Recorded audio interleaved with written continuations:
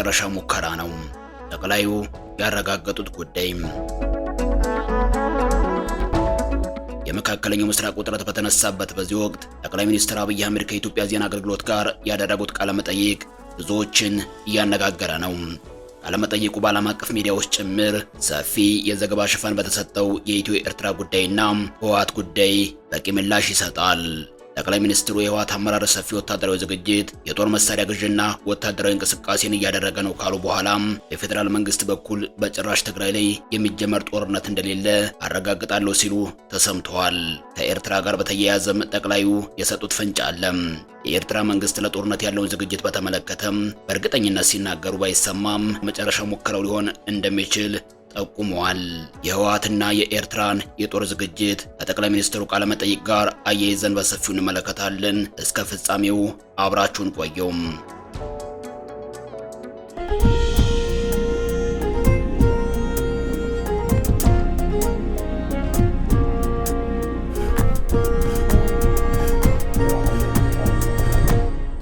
ጠቅላዩ ስለ ህወሓትም ጠቅላይ ሚኒስትር አብይ አህመድ በትግርኛ ቋንቋ በሰጡት ቃለ መጠይቅ ላይ ስለ ህወሓት የሰጡት ማብራሪያ ከዚህ ቀደም ስለ ህወሓት የተባለውንና በዚያ ዙሪያ ሲወጡ የነበሩ መረጃዎችን ማረጋገጫ የሚሰጥ ነው። ህወሓት በፕሪቶሪያው ሰላም ስምምነት መሰረት ትጥቅ ይፈታል ተብሎ በተቃራኒው ታጥቋል። በተለያየ ጊዜያት ኮማንዶ ሲያሰለጥን ቆይተዋል።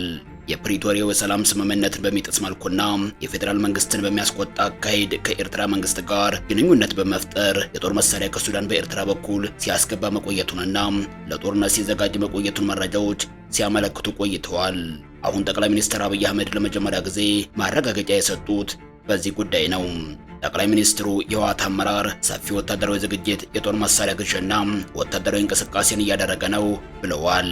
ጠቅላዩ የጦርነት ዝግጅቱ በህወሓት ብቻ ሳይሆን በመንግስታቸው በኩልም አለ የሚለውን ጥያቄ በሚመልስ መልኩ በፌዴራል መንግስት በኩል በጭራሽ ትግራይ ላይ የሚጀመር ጦርነት እንደሌለ አረጋግጣለሁ ሲሉም ተናግረዋል።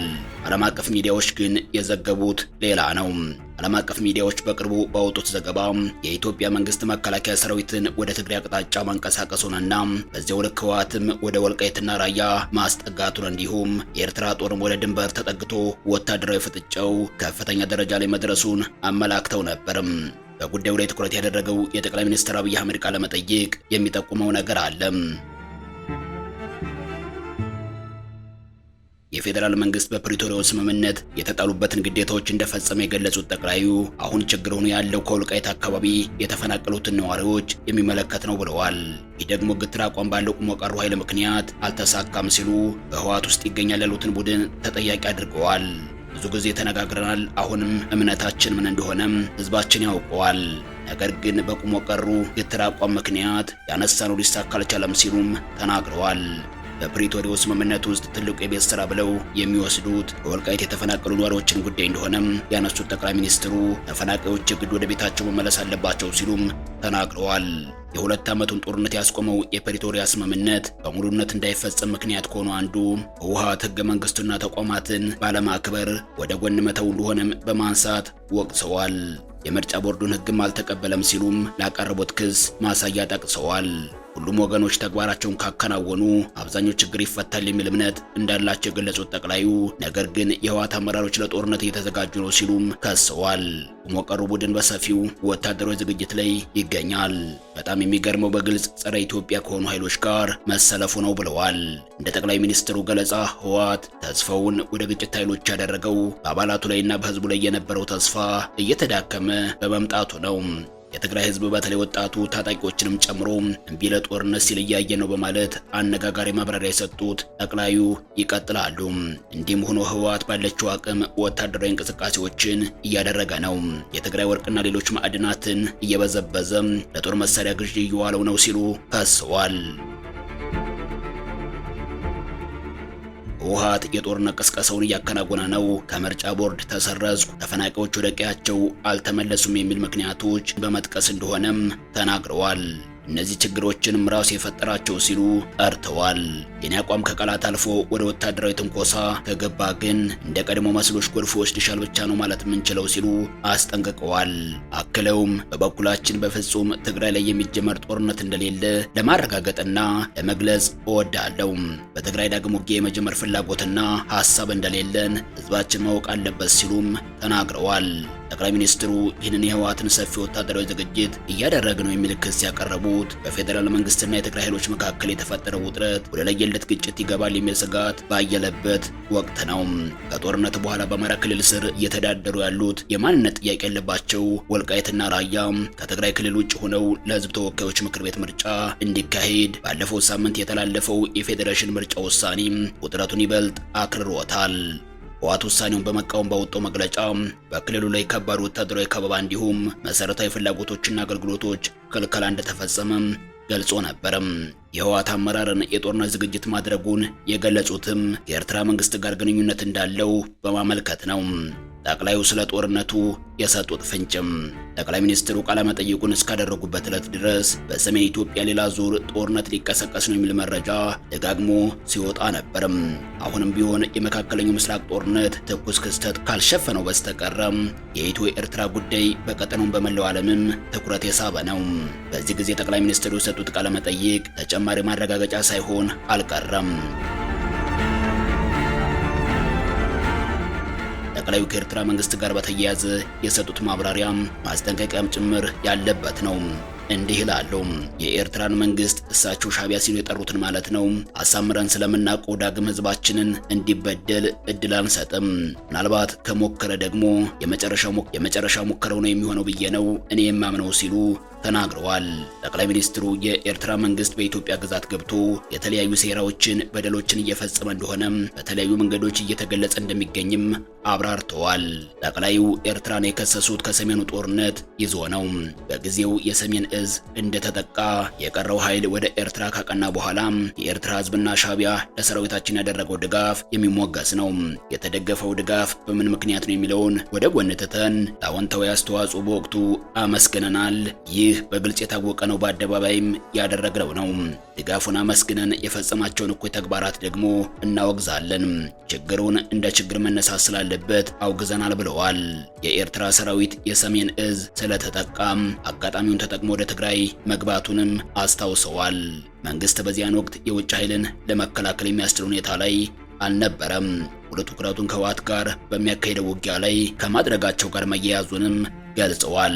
በአጠቃላይ በሰሜኑ ጦርነት ወቅት የኤርትራ ጦር ትግራይ ውስጥ ገብቶ ከባድ ወንጀል መፈጸሙን ጠቅላዩ ተናግረዋል። ጦሩ በአክሱም ከተማ፣ በአድዋ፣ በአዲግራት፣ ሽሬን ጨምሮ ሰዎቹን መግደሉንና ቤቶችን፣ ኢንዱስትሪዎችን ማውደሙን፣ ማሽነሪዎችን መዝረፉን ዘርዘር አድርገው መረጃ ሰጥተዋል። የኤርትራ መንግስት ለዜጎቹም ጭምር የተመቸ አለመሆኑንም የሚሰደዱት ወጣቶችን ማሳያ አድርገው እንዲህ ሲሉ ተችተዋል። ኤርትራዊ ሀገሩን ትቶ ወደ ስደት አምርቷል የሚታወቅ ነው። ኡጋንዳ፣ ሱዳን፣ ደቡብ ሱዳን፣ ኬንያ፣ ኢትዮጵያ በሁሉም ሀገራት ተሰደዋል። ኤርትራ ባዶ እየሆነች ነው።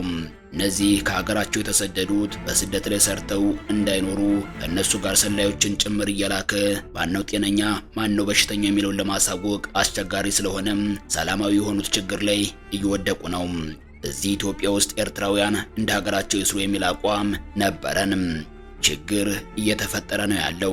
ከጤነኛው ጋር ተቀላቅሎ የመጣው በሽተኛ አስተሳሰብ ያላቸው ሰዎች ስላሉ ነው። ማነው ጤነኛ ማነው በሽተኛ ለማለት ያስቸግራል።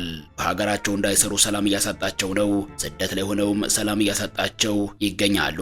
ስደት ላይ ሆነውም ሰላም እያሳጣቸው ይገኛል። ይህ የክፋት ሁሉ መሰረት ነው። ሰው በሀገሩም በውጭ መኖር ካልቻለም በጣም አስቸጋሪ ነው። ይህ ይቅር ሊባል የማይገባው በደል ነው የሚመስለኝ። ይቅርታ የማይገባው ሰብአዊ በደል ነው። እኛ ከልባችን ቀረብ ብለን ለመስራት ሞክረን ነበር። ከልማዳችን የተማርነው ምንድነው ካልከኝ ከዚህ ኃይል ምንም ጥሩ ነገር ማግኘት የማይታሰብ ነው ብለዋል። ለጦርነት የተዘጋጀው ማን ነው? በአስመራ አዲስ አበባና መቀሌ መካከል በቀጠለው የቃላት ጦርነት ሁሉም ኃይሎች ለጦርነት መዘጋጀታቸውን የሚጠቁም ነው። ህወሓትና ኤርትራ ጥምረት ፈጥረው በኢትዮጵያ መንግስት ላይ ጦርነት ለመክፈት ዝግጅት እንዳላቸው በሶስተኛ ወገን ጭምር ሰፊ ትንታኔ ሲሰጥበት የቆየ ጉዳይ ነው። ሀገሪቱ በሰኔ ወር ምርጫ ለማካሄድ ደፋ ቀና እያለች ባለችበት በዚህ ሰዓት መንግስት በአማራ ኃይሎች የተያዙት አካባቢዎች ወደፊት ዕጣ ፈንታ ላይ መፍትሄ ባለመስጠቱ ከህወሓት ጋር ፍጥጫ ውስጥ የመግባቱን ያህል በተመሳሳይ ኤርትራ ጋር በወደብ ጉዳይ ከባድ ፍጥጫ ውስጥ መግባቱ የሚታወቅ ነው። የፌዴራል መንግስት ከህወሓት ጋር በፕሪቶሪያው ስምምነት ከኤርትራ ጋር ደግሞ ከአሰብ ወደብ ጋር በተያያዘም እስከ ጦርነት የሚደርስ ሁኔታ ላይ ነው ያለው። ሁለቱንም ጉዳዮች ነጣጥለን ስንመለከታቸው የሚሰጡት ፖለቲካዊ ትርጉም የሚከተለውን ነው። በህወሓትና በፌዴራል መንግስት የፕሪቶሪያ ተፈራራሚዎች መካከል አለመተማመንን ያስከተለው ውጥረት የሰላም ስምምነቱን ጥያቄ ውስጥ ከቶታል። እንደሚታወሰው በአውሮፓውያኑ 2022 የኢትዮጵያ መንግስትና ህወሓት ወደ ሰላም ጠረጴዛ እንዲመጡ ያደረገው በተለይም ከአሜሪካ በሚመጣ የዲፕሎማሲ ጫና ነበርም። በባሕረ ሰላጤው ሀገራት አሁን በአካባቢው የበለጠ ተሳትፎ እያደረጉ ስለሆነ ከእነሱ የሚመጣ ጫና ሌላው ሊኖር የሚችልን አስከፊ ግጭትን ሊያስቀር የሚችል መንገድ ነው።